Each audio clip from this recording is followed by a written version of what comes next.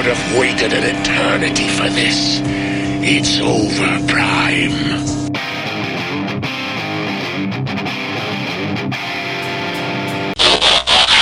Hello and welcome to another episode of the Agile Uprising podcast. I am your host, Troy, and with me I have Jay. Say hello, Jay. Hello. Chris. Wow, we go by first names this time only. Yeah, no more last names.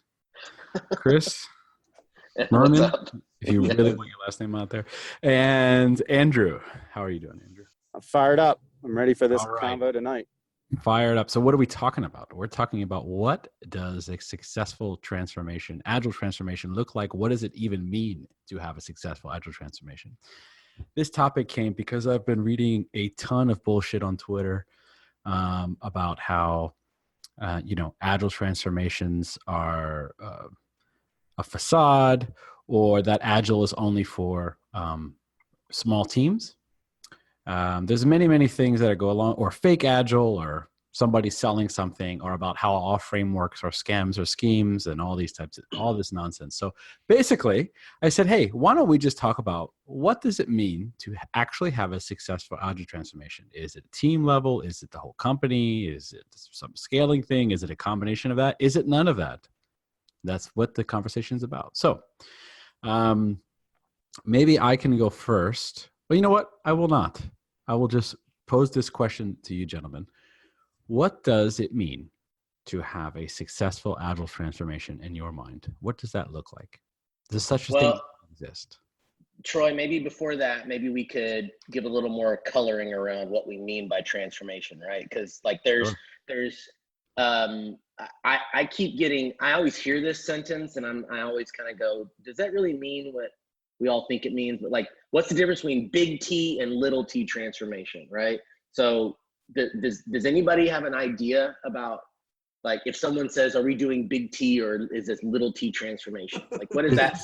Is this the same thing as little a and big A agile? Has this scaled? Maybe. I don't know. I don't know. I hate that you're even bringing this up because I'm like, wow, we're bastardizing even the word transformation now. Yeah, right. Well, it's turning into a semantic argument already. Yeah, it's like let's look at our RAG status. Is it red or is it red or is it red? Right? It doesn't make any fucking sense. So, Okay. Murman, I'm gonna give it a shot, right? So if I have to delineate, no offense, Leff, big T, little T, low T. If I had to differentiate between big T and little T, right? When I think big T transformation, I think one of these whole hog type, we're going to reinvent how we act as an organization, right? So total, flat out, rip it out and replace it. Whereas little T, it would be like maybe me and Troy in some weird siloed vertical somewhere say, hey, you know what? Let's transform how we're working, get away from this waterfall project bullshit and go to a more flow-based system where we actually get the value out the door. Is that about what you're thinking? What do you other guys think? Well, I don't, maybe, although I will say the next time I'm at a client and the transformation is going poorly, I'm going to say this is low T transformation. You've officially made that a thing now, Jay. That's our next round of stickers. I'll do it this weekend. I have low T transformation. But Jay, just real quick, Merman, but Jay, it's the same thing. You're saying the same thing. Absolutely. So I think big T transformation is it's what the strategy guys sell, like the big packages of it's not just agile teams. It's a role and title and talent transformations. It's funding transformation. It reaches all aspects of the org. Whereas when I think of little T transformation, I heard someone describe it as delivery transformation, right? Like just come in and help our IT organization deliver software or whatever we deliver in a better way. I guess that's how I would describe it, but I don't even know if I'm right. Well, go ahead. Go on, Troy. Go on. All right. The word agility, right, is a noun. Ability to move quickly and easily. Why would a company want to do that? Simply put, it's to make more money and compete with other companies in the market, right? Pretty much. Okay, so when we say we're going through an agile transformation, we should be helping a company do that. Everything else is noise. Everything else is just a way to achieve that, right? So if you're going to tell me that you're going to implement Scrum with one Scrum team and tell me that that's an Agile transformation, or that's what Agile is and other things are not Agile, I just find that to be that's absurd. How can you achieve a state of agility at a company with just stopping at a team? I just don't see it, because you actually have to change the way you fundamentally potentially fund things, the way you prioritize work. For example, estimating is a big thing, right? So everyone wants to focus on estimating. When you look at, you should really be estimating, this actually comes, a great kind of quote, I'm bastardizing from Troy McGinnis, you should be estimating the amount of time that you have in wait states. So basically, like, it's usually never the amount of time that the software is being developed. It's usually the other states in the system. So in order to do an Agile transformation, to be more Agile, the system has to change. So it has systems, and systems thinking and lean thinking are critical to this to like what I would consider a successful Agile transformation. But so I think you're prefacing that, and I just heard you say it again. I think it's important that you preface it with Agile transformation, right? Transformation can be a lot of different things in an organization. It just doesn't have to be focused around, quicker or, being more Agile. To me, the agility piece of it is, how do we accommodate with these guiding principles? How do we achieve being something different? Yeah. Without now, having to stay the same. Troy's definition, though, of agility, though, right? Like, I think that whether we call it an Agile transformation or not, one thing I want to say, I agree with what you're saying, Leff. I do think, though, that Troy's definition, like using that as an outcome, and we say, okay, well, what are the metrics that we would associate, that whole moving quickly to get stuff to the market, whatever it is. I agree with Troy. I'm not disagreeing with him. I just wanted to put that kind of comment out there. I'm so with Uncle Bob, who I am a huge fan of, I think he's obviously one of the most fundamental people in our industry when it comes to software development and the Agile Manifesto, put out a tweet that said that big companies can't be Agile. And I just don't think that's true. I mean, I just don't think I don't disagree with that statement. I don't think companies can ever be Agile. Okay. Because I think they don't invest in the right capabilities as far as how do we create Agile people within the organization to support, the agility mindset and the principles, as opposed to how do we make our company move faster. So I feel like it's almost like a weapon to beat people with, as opposed to inspire and, purpose, mastery, and autonomy, right? Like getting them excited and invigorated and not crushing them every single day around noise, like you said, right? Metrics, stupid shit. Well, so here's go ahead, Chris. Here's where I kind of see where Bob's coming from, from the standpoint of, for example, someone joined our company recently, and so he was joining my account, and so I was kind of mentoring him about what it was like here, and he hadn't been consulting at such big companies that like we do at SIQ, and he said what, like, how do you know that we're successful in our mandate? And I said, well, it depends on the scope, it depends on what the SAL is, and yada yada yada. I said, but really in the end, I said, I don't ever walk into a company, like the size of the companies that I work with or that we work with now, I never walk in and say, I'm burning this MFR to the ground. We're not like, and changing I'm flipping tables over, I'm changing everything. I used to, when I was younger, I used to think that, but I know I don't have the ability to do that. So what I say is, I told them, find pockets of agility that you can inspire, right? And encourage. And so maybe, I guess, to a degree, I like what Bob, what he said is, the whole company maybe can't be Agile, but maybe I can find this little piece in here and I can improve that piece. But why couldn't a company demonstrate fast time to market with high quality, with a learning culture and a learning mindset, and respect for people? Like, I don't understand how that is not achievable. I think it comes down to, Troy, Yeah. Bob has a definition of the word Agile in his head.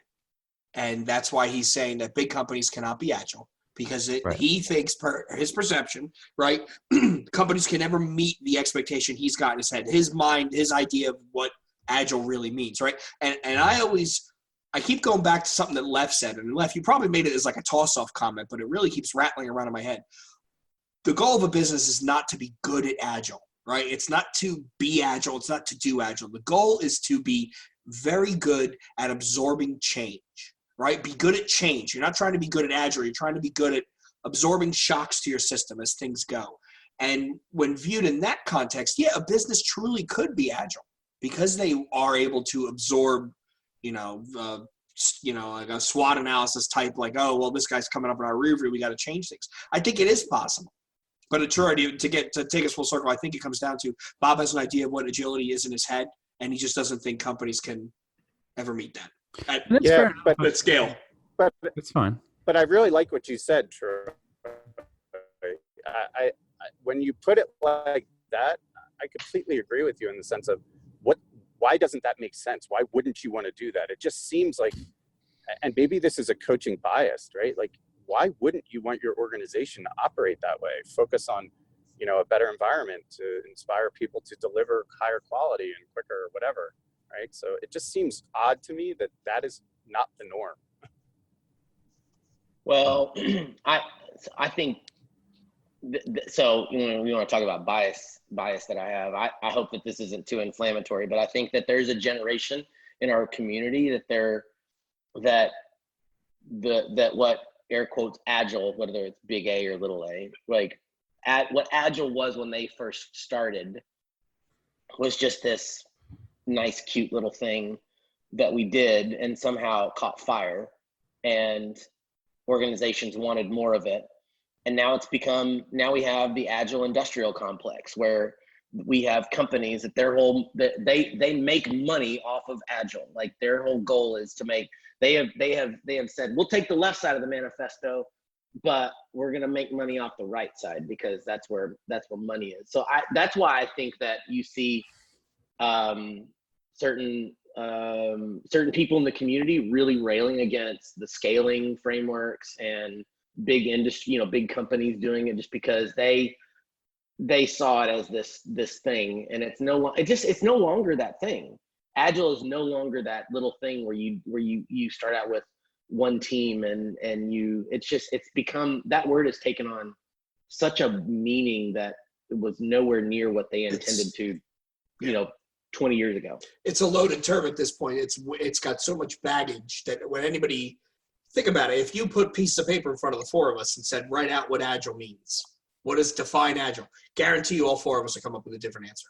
And that's not a statement of our training or our experience or our knowledge. I think it's all the stuff we're reading and learning about perception and human bias. And that's how we all look at things.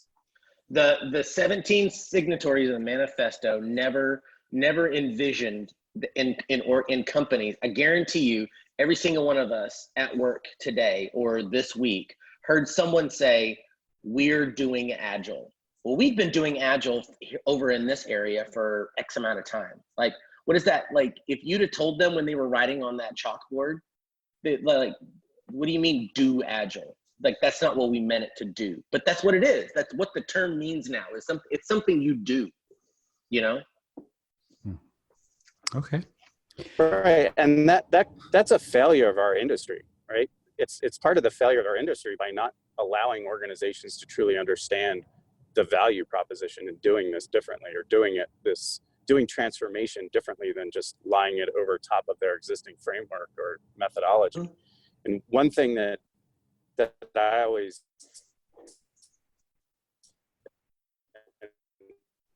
I'll probably get a ton of hate for saying this, coaches. And if they say, 6, 7, 8.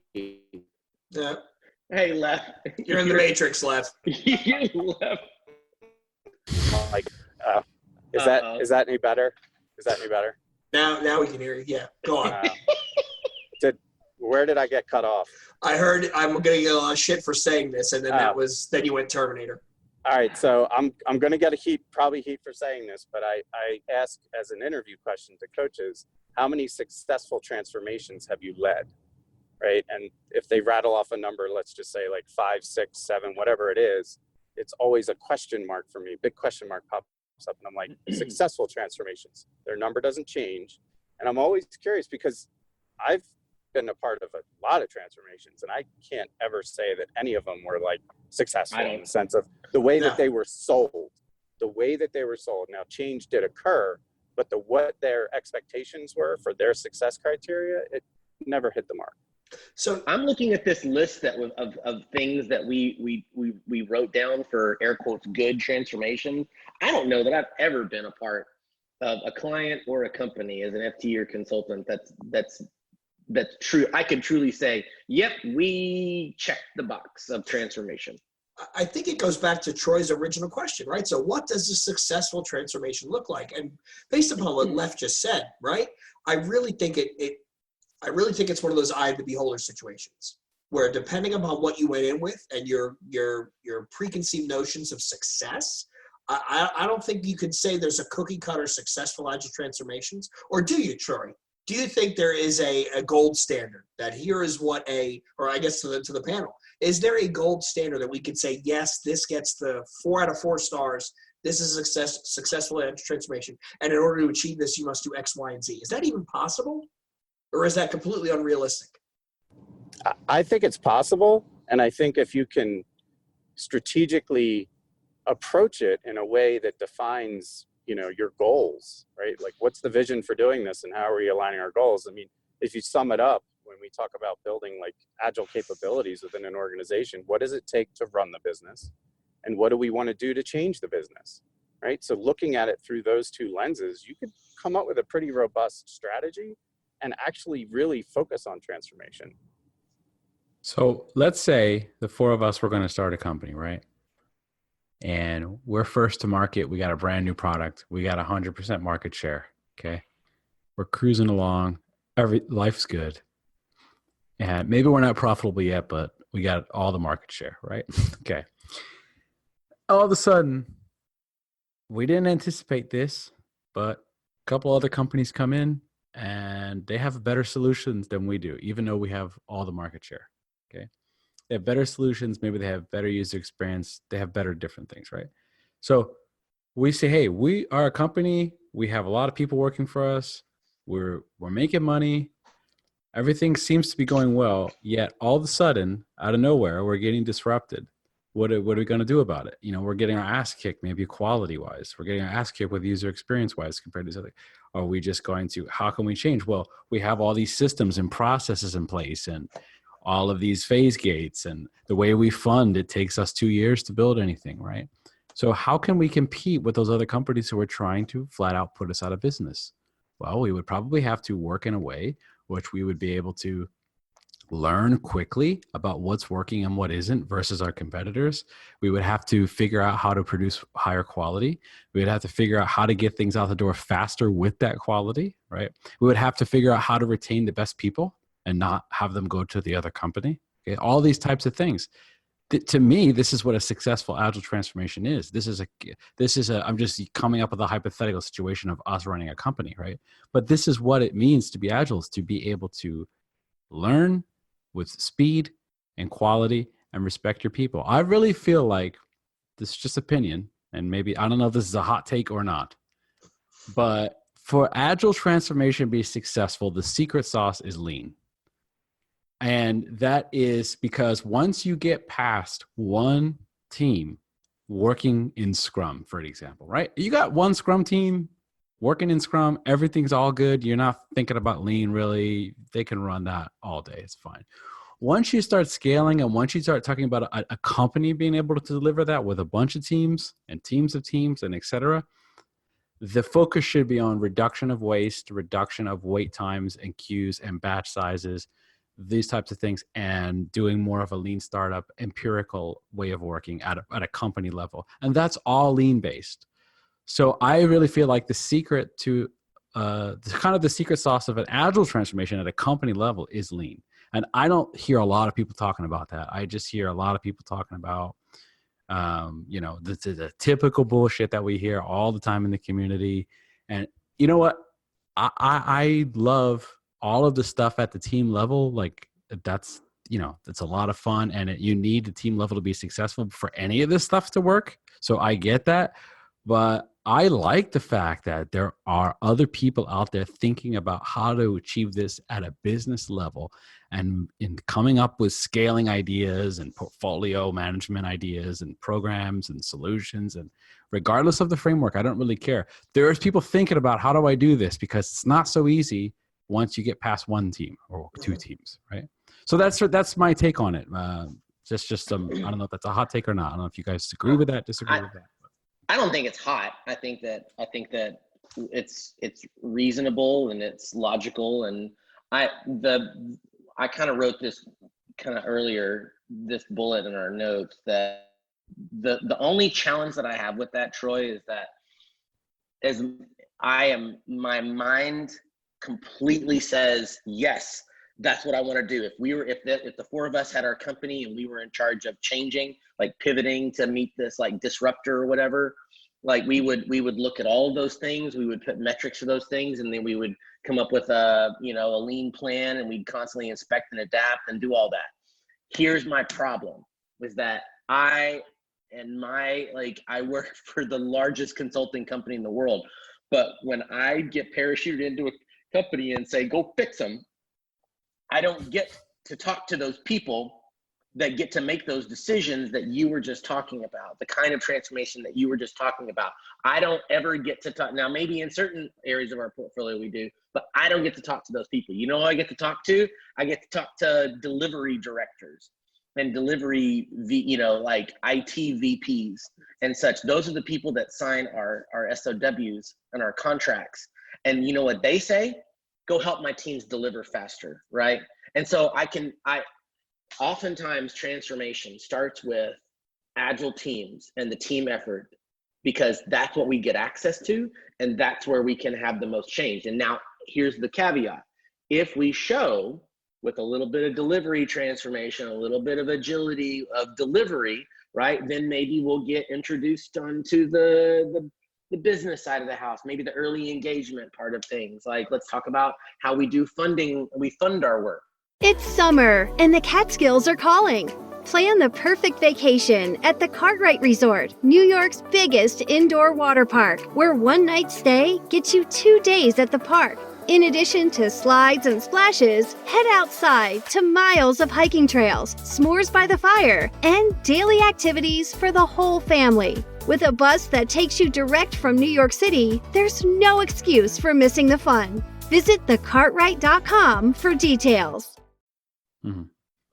So, I mean, I think you're both saying the same thing. Troy is really making, Murman's making the very valid point, which I don't think anybody would disagree with, is you start at the kernel, you start at the teams, right? And that's how you start, experiencing your wins to build some momentum, the whole Cotter thing.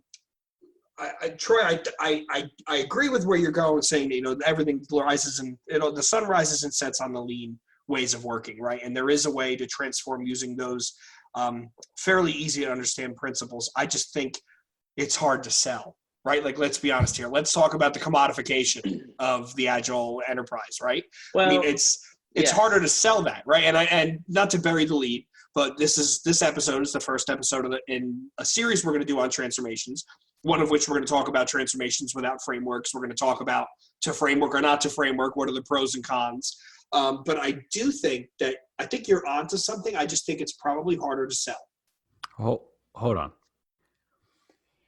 I hear both of you. Without team level Agile being done well, we got nothing, right? We got nothing as far as if the teams aren't successful, then we're just scaling garbage, right? So I get that. Totally get that. Don't disagree with you at all, Chris. In fact, it makes a lot of sense, everything you just said. I'm just talking about the Agile transformation for a company as a whole, right? And that once you get past the team level, okay, it does seem like I would rather scale lean principles and ways of working than scale basic team level Agile stuff. That's my I see what you're doing. Yep. No, I see what you mean. The way you said it originally, I heard it as what would we like aspirationally? What would we like them to do from a transformation perspective? And what are they going to agree to do like day one? kind of a thing. And what they'll agree to day one is go put Scrum in my teams, or go teach them safe and deliver some shit. And then we'll go. In defense of safe, because everyone wants to shit on it. Safe is built on lean principles. Okay. If you actually like understand what they're trying to accomplish in there, it is built on lean principles, lean and agile principles. That's why they call everything lean, agile, and all this safe material. Okay. And if you look at what they've done at a portfolio layer and program, it's all Kanban systems, and you're all supposed to limit your WIP, and there's supposed to be flow metrics, and you're supposed to be doing all this stuff. It's all built in. That's why I'm like, when Jay, when you said you can't sell it, I'm like, we can sell it. It's just that people maybe aren't, I don't know, because it's all like safe is just one framework, right? But it's the most popular. So let's talk about it for 1 second. It takes time. It takes time. But one thing, Troy, you're saying just one thing that's just kind of triggering me is Please. I don't think it starts at the team.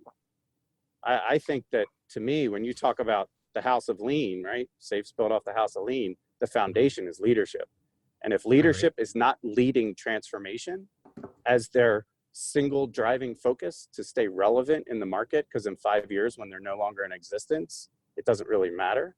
If that's not the focus, to me, I don't care how effective the teams are. You can always find a way to deliver and execute and code. It can't just be an IT project. Go fix It's my got to be people. bigger. Yeah. Go fix my bigger. people. That's what we get paid to do.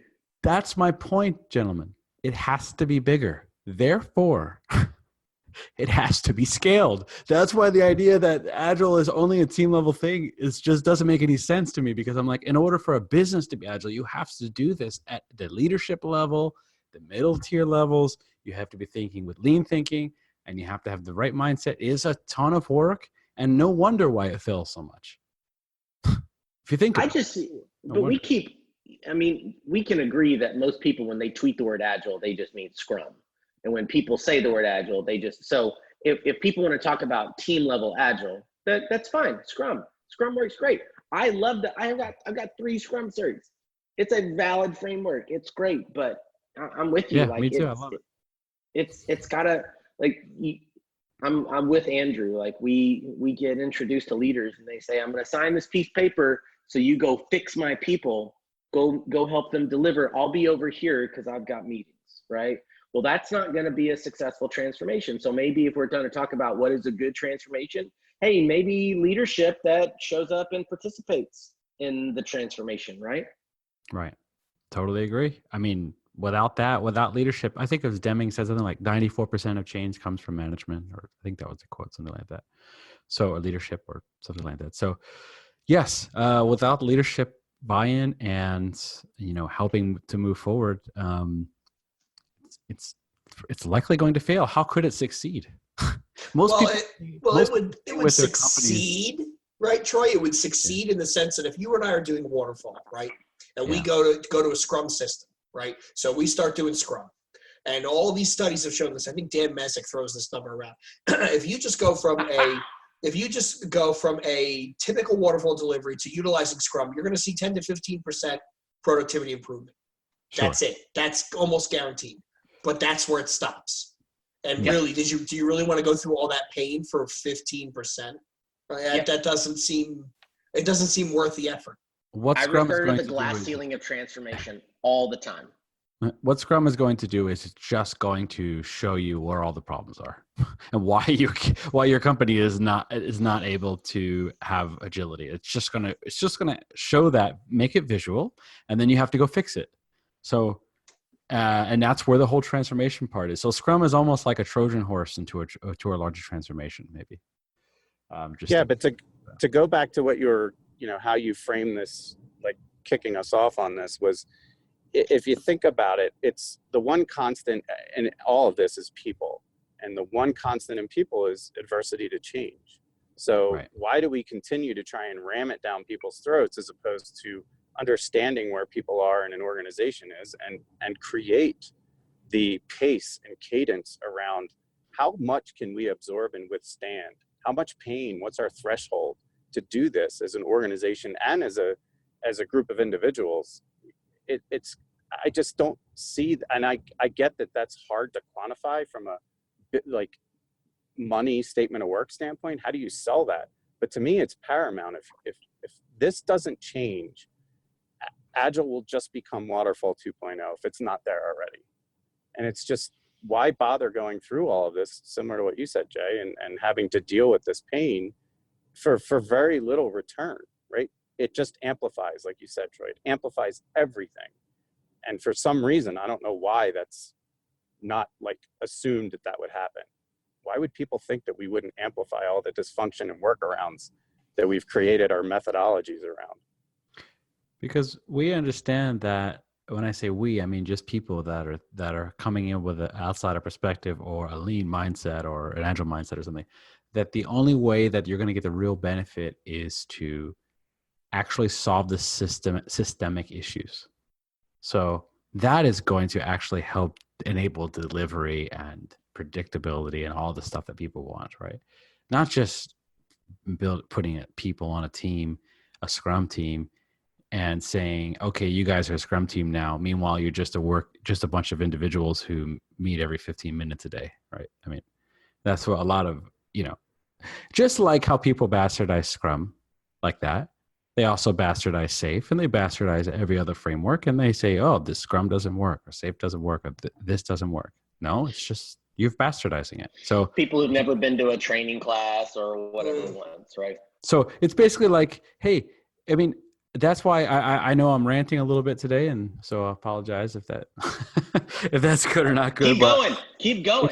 It's just like, hey, are you telling me that if we had leadership at a company who had the right mindset, who was bought into this way of thinking, not that they had to be super agile people or anything like that, they just had the right mindset about change, like Andrew's talking about, and maybe some kind of lean thinking. You're telling me that a framework like SAFe couldn't work there if you had leadership buy-in, if they were the right leaders, right? Of course it could work.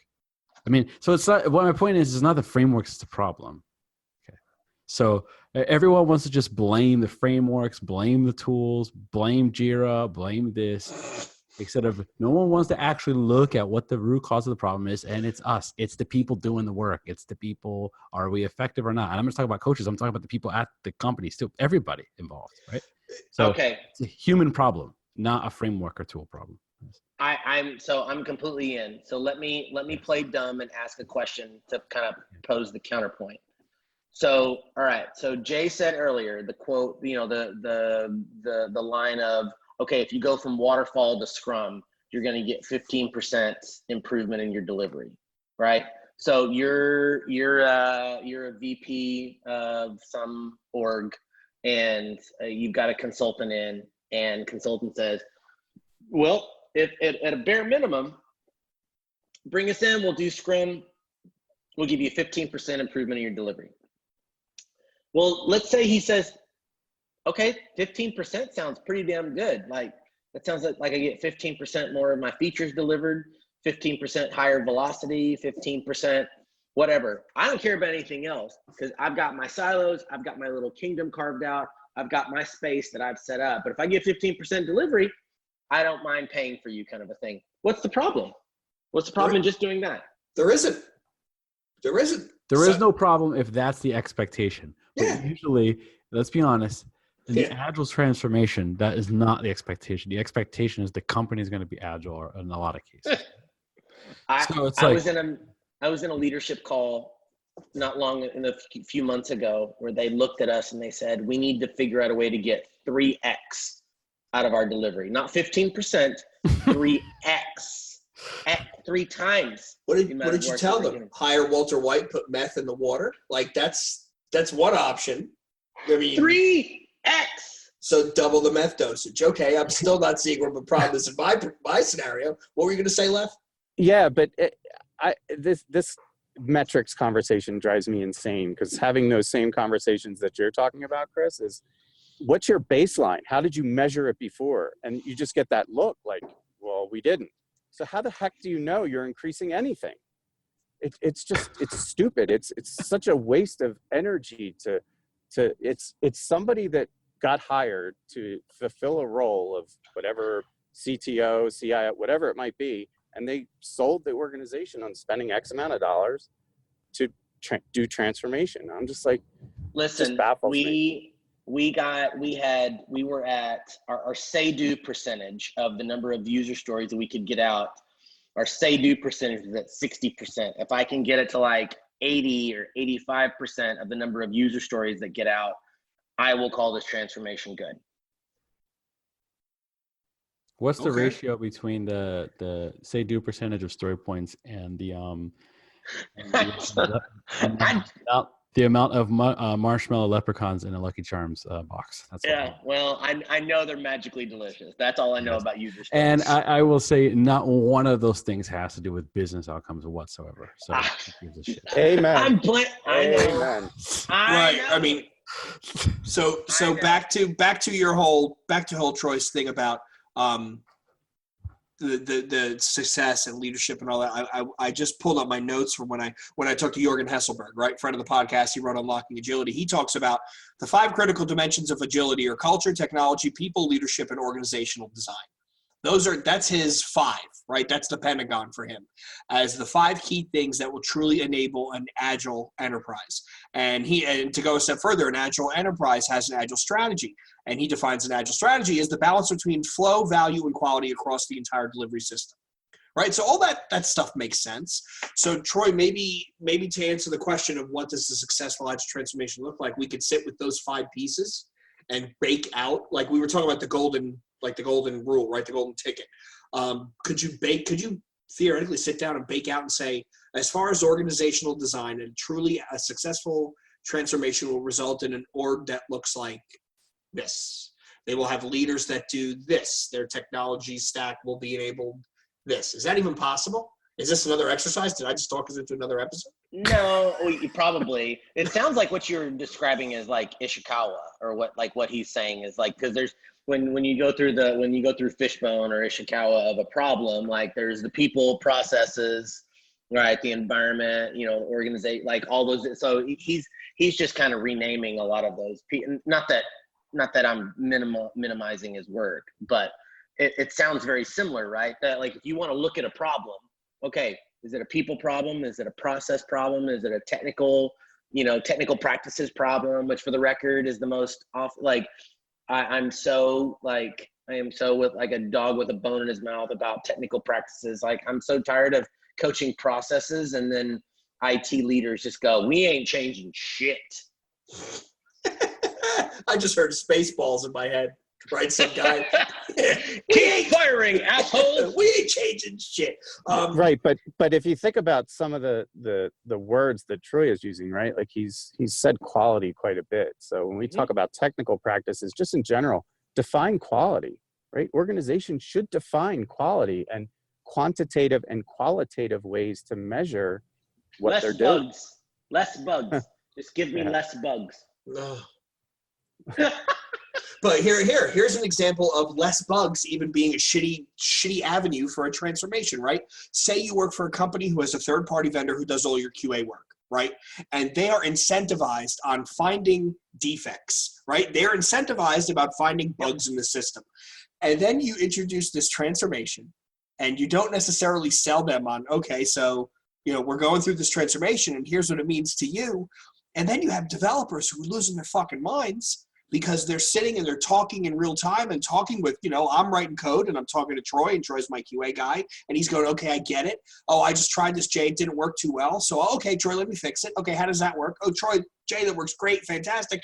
And then Jay comes to find out this guy still created a goddamn bug in ALM because that's what they get paid on.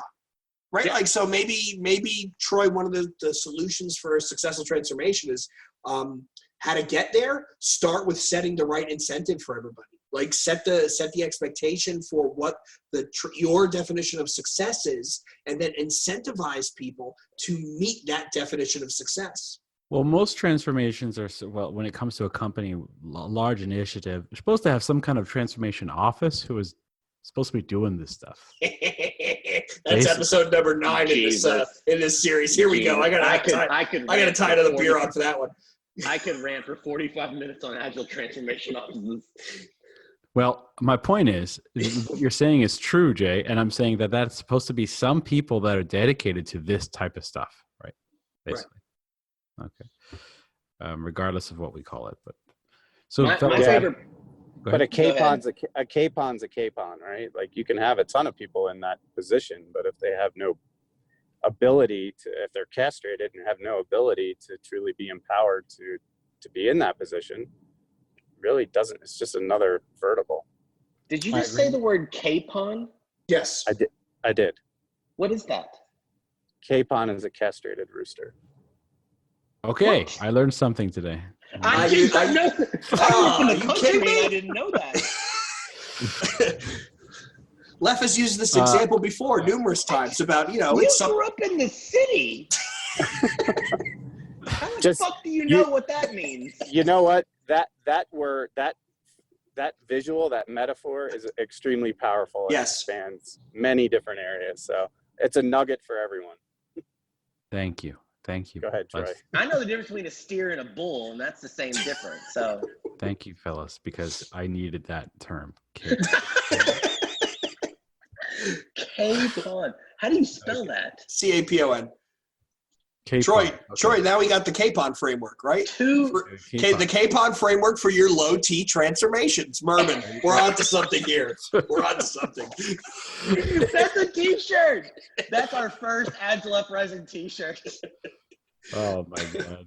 All right, fellas, I have a hard stop in 2 minutes. So. Okay, did we really define what a good transformation is? Well, No, I think we just scratched the surface. I think this is going to seed it. We need like many hours to talk about this because clearly, I don't know. I love this subject, and I think you have such a group of individuals that have so much exposure to some of this work or all of this work. It's just a wealth of knowge, and I would love to pissed off have about people it right now. Yeah, I would love to have people chime in and freaking argue with us if we're wrong, or violently agree with us if we're right. All right, we're gonna have to take notes and come back for like. I guess we need to come back and finish the good argument, and then we'll keep going. Steve Denning, come on the show. Yeah, open invitation. So how about then we'll yell at you about safe. please don't get fake Agile, dead Agile, dark Agile, whatever. All right, so I'll take us home. So like we talked about earlier in this episode, this is going to be the first episode in the series on Agile transformations. We have a whole laundry list of topics. If you want to get in on the conversation, you think there's some things you want to discuss. If you have a bee in your bonnet, if you're a capon that's got low T and you're angry and you want to come on the show, please reach out to us via coalition.agileuprising.com.